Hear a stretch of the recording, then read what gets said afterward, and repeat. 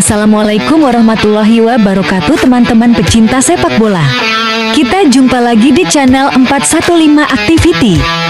Channel pemula yang membahas tentang sepak bola dan usaha pakaian second. Informasi apa saja yang akan kita ulas kali ini di dunia sepak bola. Langsung aja kita simak tayangannya, dan buat teman-teman yang belum support, jangan lupa support channel ini ya. Assalamualaikum warahmatullahi wabarakatuh teman-teman. Hari ini kita upload konten lagi ya. Kali ini kita ngobrol tentang jelang laga Timnas Indonesia versus China yang akan berlangsung di Qingdao, China. Seperti yang kita sama-sama tahu, Cina sengaja, Timnas China atau Federasi Sepak Bola China sengaja memindahkan venue pertandingan ke Qingdao yang jaraknya jauh, lebih agak jauh dari kota Beijing. Mungkin strateginya agar Timnas Indonesia kelelahan. Tapi sebelumnya kita bahas sedikit tuh tentang Bahrain versus versus Indonesia kemarin. Ya terus terang teman-teman, terus terang masih belum bisa move on deh, masih belum bisa move on dengan ini teman-teman, dengan hasil pertandingan Indonesia versus Bahrain yang kemenangan kita dirampok. Apalagi ini teman-teman, ada banyak ini juga kan video-video yang beredar di medsos tentang ini kegembiraan pemain Bahrain yang girangnya bener-bener deh. Seri lawan Indonesia, Timnas Indonesia, girangnya bener-bener kayak abis seri lawan Argentina, kayak abis seri lawan Timnas kayak abis seri lawan tim juara Piala Dunia. Buset, bener-bener deh. Memang bener ya, memang bener seperti yang seperti yang disebut oleh salah satu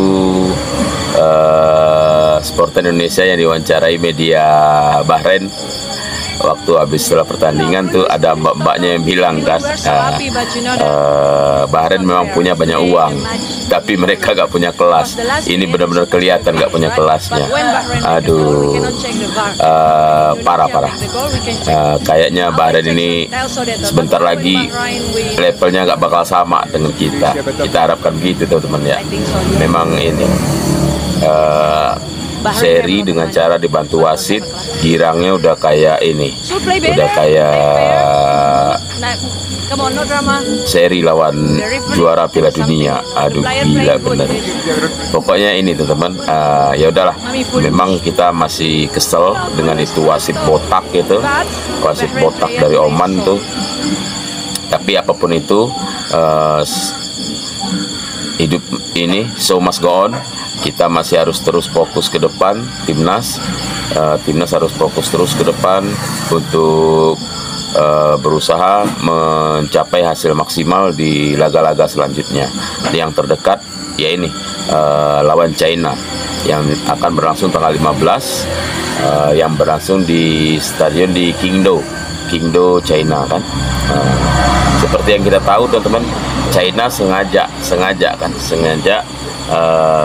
pindahkan venue ke tempat yang lebih jauh. Ya maksudnya mungkin agar timnas kita kelelahan. Tapi mereka lupa bahwasanya itu jarak dari Australia itu ke Qingdao ke China butuh waktu 18 jam. Nanti ditambah lagi jarak dari bandara di Beijing ke Qingdao, tambah lagi berapa jam kan lewat jalur darat.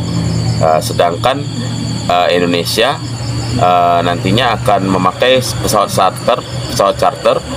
Timnas udah langsung berangkat setelah pertandingan lawan Bahrain, langsung berangkat ke China.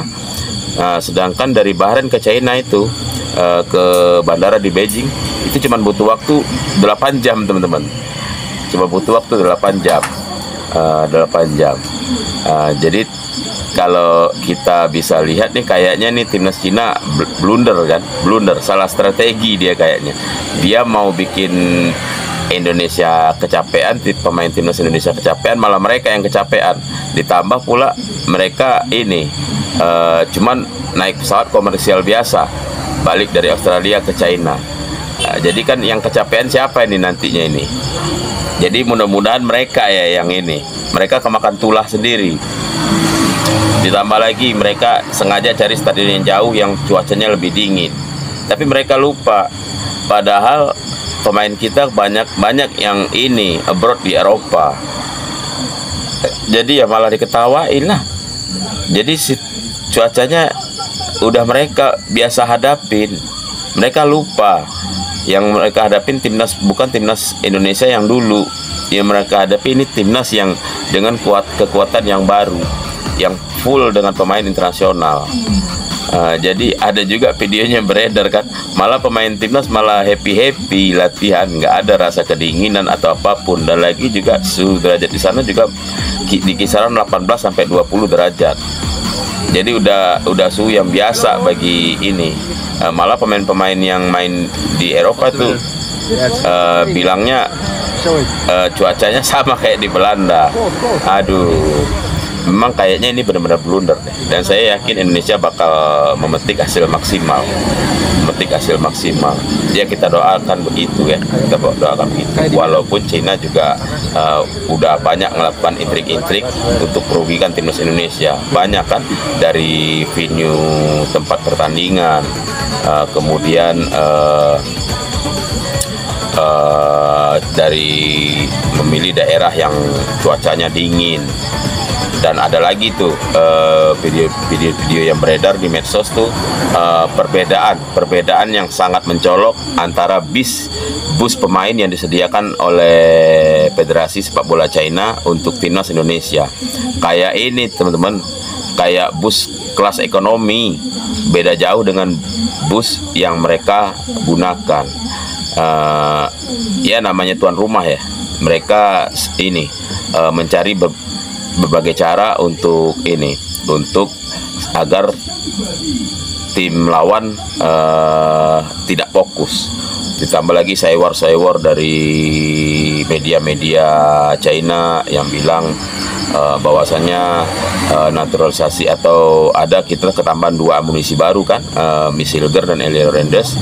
Mereka bilang itu ilegal lah segala macem. Mereka nggak tahu Federasi Sepak Bola kita siapa orangnya. Federasi Sepak Bola kita itu Erick Thohir itu begitu dia mantan presiden Inter Milan. Aduh buset, bener-bener Cina.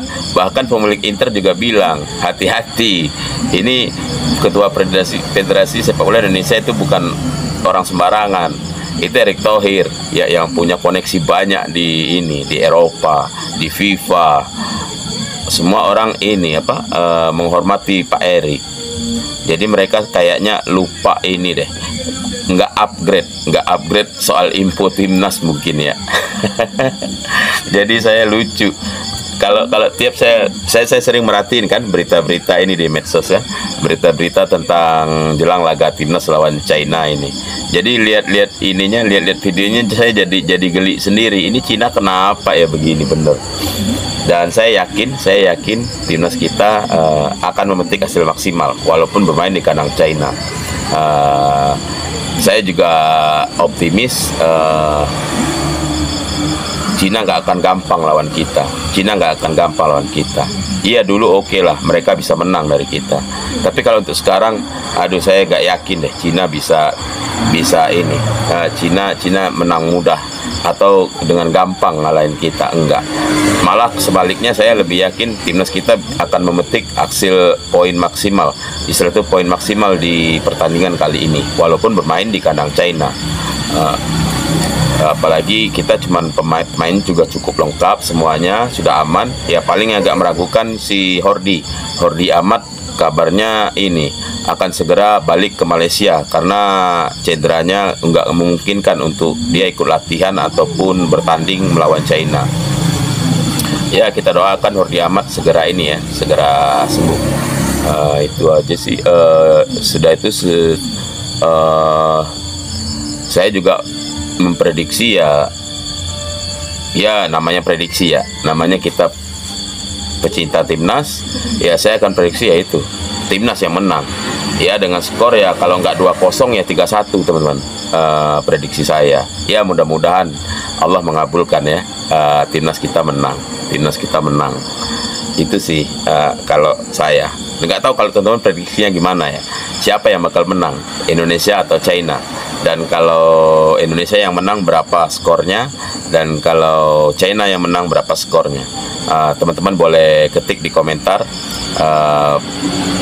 komennya, prediksinya siapa yang bakal menang, Indonesia atau China di laga tanggal 15 hari Selasa ya, hari Selasa ya. Kita doakan ini, mudah-mudahan kita dapat kabar baik kedua setelah kemarin tuh kita ketambahan amunisi baru, pemain grade A yang bakal gabung ke timnas Indonesia, yaitu Kevin Dick kan.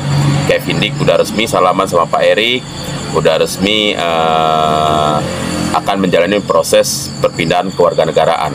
Seperti yang kita tahu kan, Kevin Dick itu bukan pemain kaleng-kaleng. Dia main di FC Copenhagen yang biasa main di UCL, pernah ngalahin MU juga. Dan ya kalau secara kualitas Kevin Dick mah bukan pemain sembarangan. Dan lagi secara umur dia lagi di umur usia emasnya kan, umur 28 tahun. Ya mungkin kedepannya ini kan banyak selentingan kabarnya masih ada nama-nama besar yang bakal bergabung ke timnas. Nah itu menarik tuh, kita tunggu siapa aja nanti. Apakah Jairo Redwall ataukah ini Pascal Street yang di ini ya, yang di Leeds, nggak tahu siapa itu, Pascal ya, Pascal atau ada yang lain-lain lagi. Ini yang santer yang dua itu ya, Jairo Redwall sama ini ya, Pascal Struit. Atau mungkin bisa jadi striker kayak Ole atau siapapun. Pokoknya pasti PSSI akan tetap berbenah kan, karena PSSI mungkin nggak mungkin bakal melewatkan kesempatan begitu aja. Melihat progres timnas saat ini, yang dalam 3 laga ini kita belum terkalahkan. Kita termasuk dari 6 tim Asia yang belum terkalahkan kan, selain Korea, Jepang, Uzbekistan kalau nggak salah, Uzbekistan, apalagi ya, Uzbekistan, kemudian Mesir apa ya? Bukan Mesir, bukan ya. Ini apa? Irak. Bukan Iran ya, Iran, Indonesia, terus apa satu lagi saya lupa tuh. Pokoknya ada 6 tim Asia yang belum terkalahkan di 3 laga awal pra Piala Dunia zona Asia ini, termasuk Indonesia kan, walaupun hanya memetik hasil seri. Ya sebenarnya kita bisa menang kan lawan Bahrain, tapi ya berhubung ya seperti teman-teman tahu lah, kemenangan kita dirampok. Bagi saya itu kemenangan yang dirampok, tapi nggak apa-apa. Kita harus ini maju terus, so must go on. Indonesia harus fokus di pertandingan ke depan dan memetik hasil maksimal, dan mudah-mudahan Indonesia yang walaupun target dari pelatih Sintayong cuman peringkat 3 dan 4, mudah-mudahan bisa ini. Kadang Sintayong itu targetnya bisa lebih dari apa yang dia bicarakan kan. Dia bilang targetnya 3 dan 4, tapi kadang-kadang bisa melebihi ekspektasi. Bisa-bisa kalau kita fokus, cepat juga proses pemain tambahan, amunisi baru, prosesnya juga cepat untuk bulan November. Bukan tidak mungkin kita bisa lolos langsung, berada di peringkat kedua. Karena kalau untuk bersaing dengan Jepang, kayaknya kita masih butuh waktu kan, Itu aja sih obrolan tentang jelang laga timnas lawan China. Semoga timnas kita menang ya. Dan membalikan prediksi orang-orang yang meremehkan kita, termasuk para pundit-pundit tuh yang kontra dengan kemajuan timnas saat ini, kayak si Handuk, siapa lagi itu yang bilang ini apa, Garuda Bule itu siapa itu, anggota dewan ya itu ya, nggak tahu lah itu siapa. Pokoknya kita nggak kenal itu orang, itu nggak perlu diajak tuh orang. Pokoknya kita nikmati laga, kita dukung terus laga timnas.